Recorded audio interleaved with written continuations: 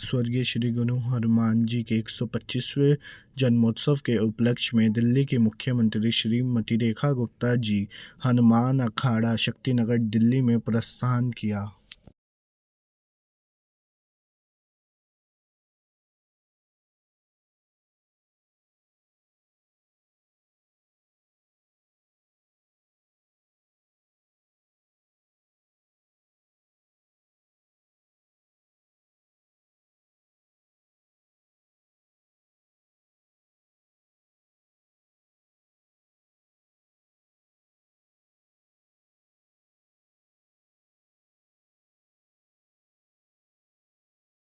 गुरु हनुमान जी के जन्मदिन के उपलक्ष्य में अखाड़े के अंदर हवन और पूजा अर्चना करते हुए श्री महाबली सतपाल पहलवान जी।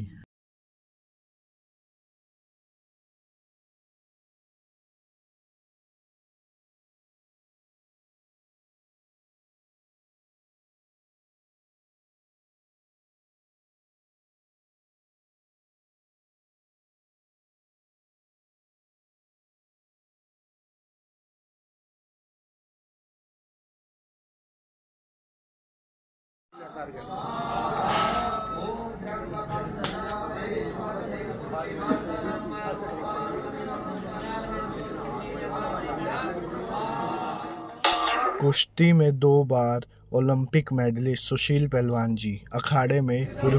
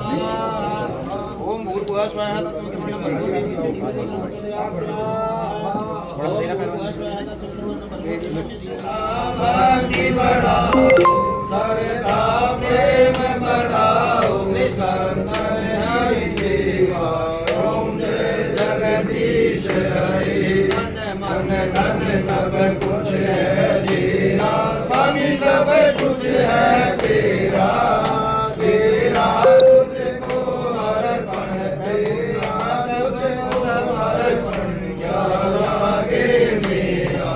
ओम जय जगदीश हरे।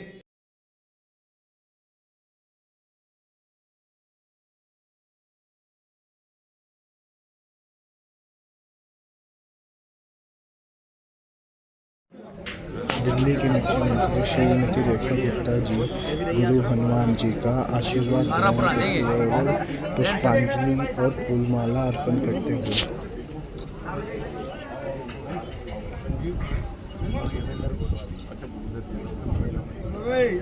मुख्यमंत्री जी, मेरे अखाड़े में आपका स्वागत है।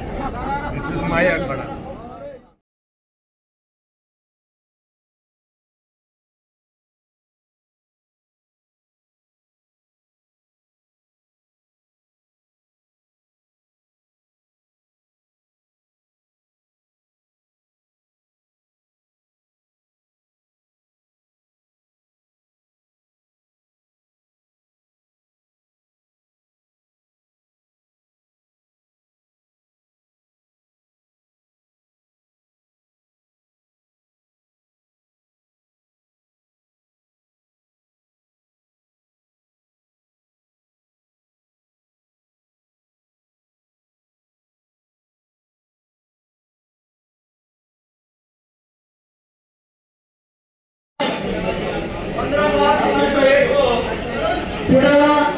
चढ़ावा जिला धर्मपुर स्थान में हुआ और बचपन में ही उनके माता पिता का देहांत हो गया था।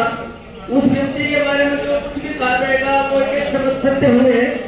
और उसके बाद 5 या 6 साल की उम्र में वो दिल्ली आए और दिल्ली आने के बाद में बहुत ज्यादा संघर्ष करने के बावजूद उस व्यक्ति को आज पूरा देश और पूरी दुनिया याद करती है। इस अखाड़े के इतिहास के बारे में इसलिए बताना चाहता हूँ, इस अखाड़े में 16 अर्जुनों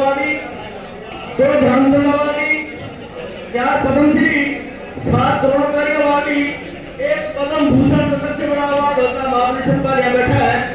तो मैं ये कहना चाहता हूँ बड़े अवार्ड खड़े हो गए। मैं आपसे सभी लोगों की तरफ से, सभी बहनों की तरफ से करकर निवेदन करना चाहता हूँ कि जिस प्रकार से दादा ध्यानचंद को भारत सरकार के द्वारा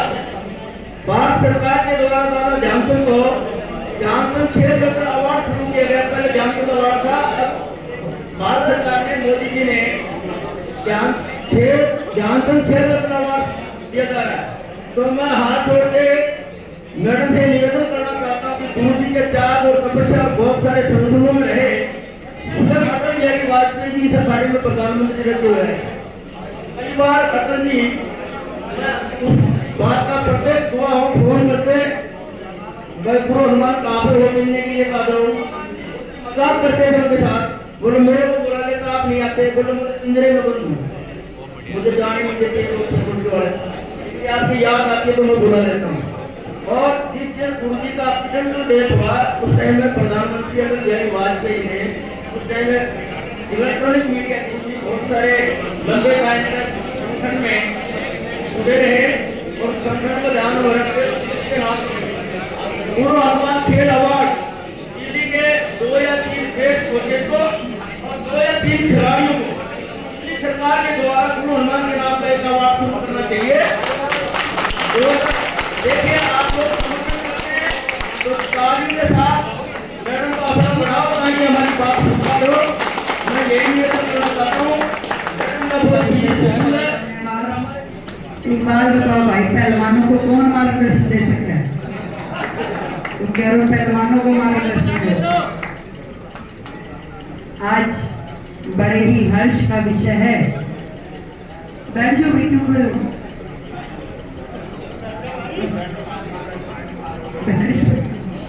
बैठिए बैठिए।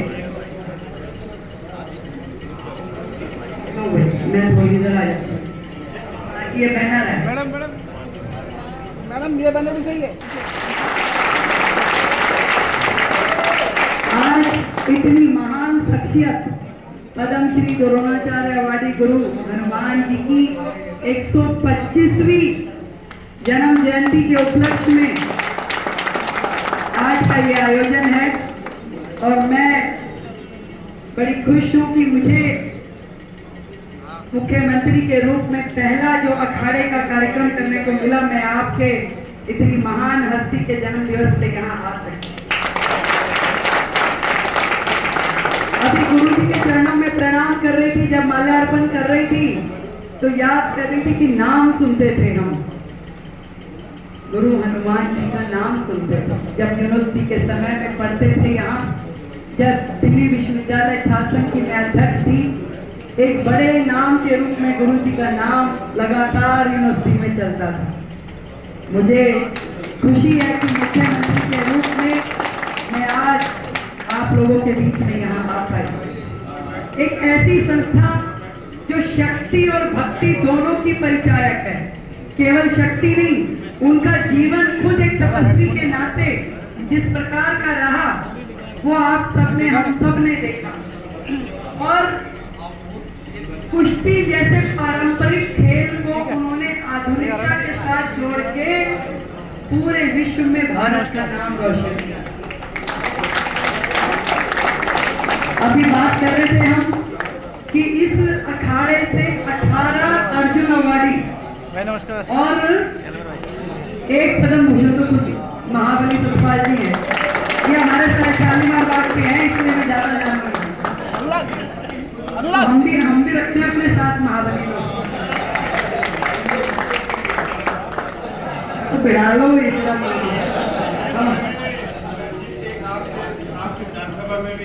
एक तो विधायक भी ऐसे रखे हैं महाबली। वैसे तो ना सारे मेरे हैं। आप नहीं चलेगा, आप नहीं चलेगा, सारे मारे हैं। अनुराग और आदरणीय कुलदीप जी के साथ मैंने बहुत काम किया है। आपने ओलंपिक महासंघ के नाते दिल्ली में न जाने कितने ही भैया माइक से डायरेक्शन में रखो किया और आप सब माइक से के डायरेक्शन में माध्यम रखो से चेक कर जो कुश्ती के क्षेत्र में हमारे इतने बड़े बड़े चैंपियंस बने, जिनके कारण से देश का नाम रोशन हुआ, मैं आप सब गुरुओं को प्रणाम करती हूँ कि आपकी आज्ञा से, आपके सानिध्य में, आपके मार्गदर्शन में देश में कुश्ती ने इतना सर्वोच्च स्थान प्राप्त किया। पर कहीं ना कहीं तकलीफ होती है जब दिल्ली जो देश की राजधानी है, यहाँ पे हमारे अखाड़ों को वो सुविधाएं जब नहीं मिलती, कई जगह तकलीफों पे रहते हैं, उस तरह की फैसिलिटीज ना मिलना, उस तरह के साधन ना मिलना हमारे खिलाड़ियों को तकलीफ में रखते हैं। मैं आज इस मंच के माध्यम से इस अखाड़े में गुरुजी के समक्ष ये आप सबको विश्वास दिलाना चाहती हूँ कि अब आपकी बहन ने जब मुख्यमंत्री के नाते जिम्मेदारी ली है तो अखाड़ों को उनकी पूरी सुविधाएं मिले, खिलाड़ियों को उनकी सुविधाएं मिले, उनको सम्मान मिले और आगे भी जीवन यापन के तरीके मिले, इसके लिए हम पूरा प्रयास करें। मेरे विधायक साथी मेरे यहाँ मौजूद है।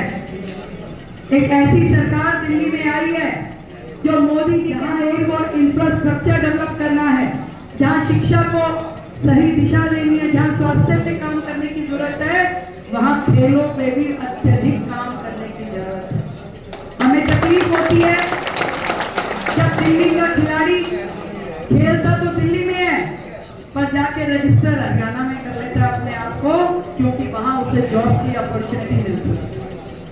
दिल्ली में ये साधन अभी तक किसी ने सोचे नहीं, इस पे किसी ने काम नहीं किया, परंतु आपको विश्वास दिलाती हूँ ये जो सरकार आपकी अपनी है अब इन सारे विषयों पे काम करेगी।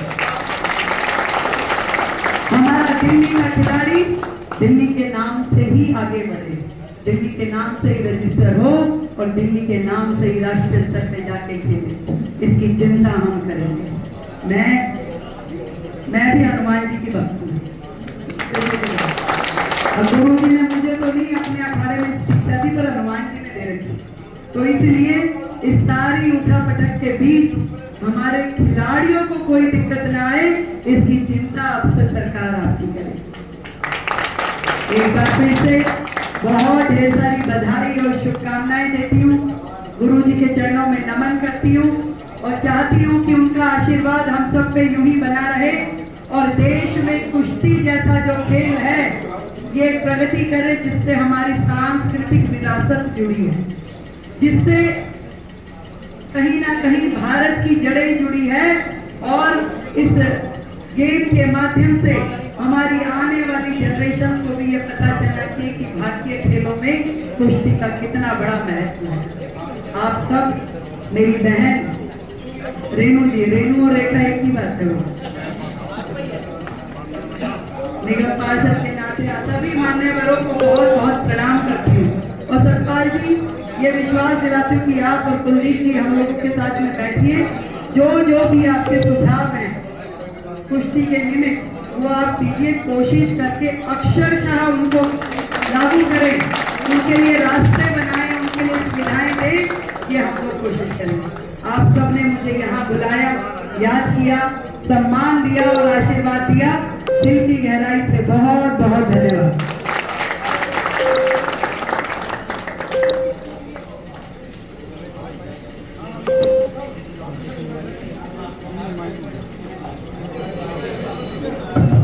जल्दी जल्दी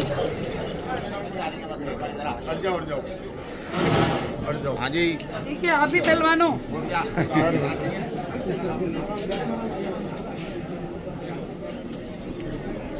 जा रहा है, आ जाओ। मैं चले, एक मिनट चल रहा है। अरे आओ।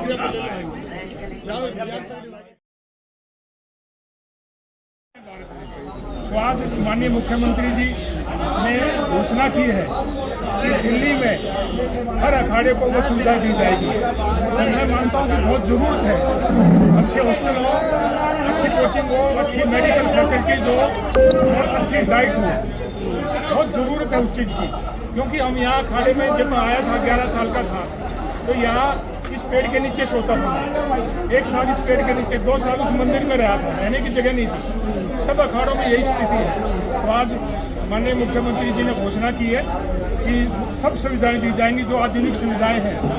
वैसे तो छक्करसाल स्टेडियम में आधुनिक सुविधाएं हैं, लेकिन और ज़्यादा दिल्ली में कम से कम 150 अखाड़े हैं, तो उन सब में ज़रूरत है कि आधुनिक हॉस्टल हो, उनके खाने की सुविधा अच्छी हो और उनकी ट्रेनिंग की सुविधा अच्छी हो, मेडिकल की फैसिलिटीज हो।